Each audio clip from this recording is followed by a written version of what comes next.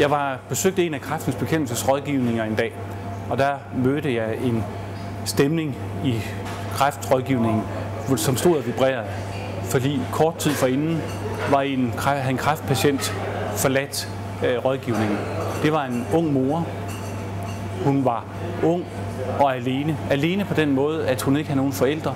Hun havde ikke nogen søskende. Hun havde ikke nogen nære venner. Men hun havde en søn på 6 år. Og hun havde været i rådgivningen, fordi hun havde fået stillet diagnosen hjernekræft. En rigtig, rigtig ubehagelig kræftsygdom, som har en meget dårlig prognose. Hun havde været på hospitalet, og hun kendte godt til, hvad prognosen var. Og de kunne hjælpe hende, de kunne behandle hende, men de kunne ikke helbrede hende for sygdommen.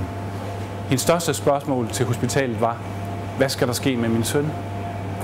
Og hospitalet sagde, vi kan behandle din kræftsygdom, vi kan hjælpe dig, men vi kan ikke helbrede dig. Hun har været til kommunen, og hun har spurgt, hvad skal der ske med min søn, når jeg nu bliver alvorligt syg? Hvad skal der ske med min søn, når jeg nu formentlig dør af min kræftsygdom? Og kommunen kunne ikke svare på det tidspunkt, fordi de havde andre ting, og hun var jo ikke alvorligt syg på det her tidspunkt. Så hun var i vores kræftrådgivning, og hun spurgte, hvad skal der ske med min søn? Og det er sådan her problemer, som kræftpatienter kommer ud for. Og kræft er en sygdom, som rammer os alle sammen. Fordi det er desværre sådan, at 1/3 af alle danskere får kræftsygdommen. Og det betyder jo, at vi alle sammen bliver ramt. Enten ved, at vi selv får kræftsygdommen, eller en af vores nærmeste får en kræftsygdom. Og dermed bliver vi alle sammen ramt af sygdommen og deltager i sygdommen. Og det er derfor, at det er så vigtigt, at vi alle sammen bakker op om kampen mod kræft. Kampen for at knække cancer.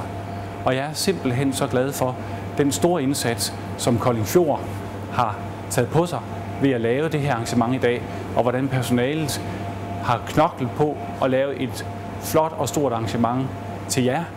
Og også mange tak til jer, som er kommet her i dag for at kæmpe for at knække cancer. Fordi vi har brug for at knække cancer. Vi har brug for at forske, så vi kan få gjort noget ved den her sygdom, så vi kan få knækket kurven, så vi kan få knækket kræftsygdommen. Vi har brug for en indsats, så vi kan støtte kræftpatienterne, så de kan komme igennem sygdommen, så de kan komme over sygdommen, så de kan komme over på den anden side. Og det er der, jeres indsats, jeres opbakning i dag er rigtig, rigtig vigtig.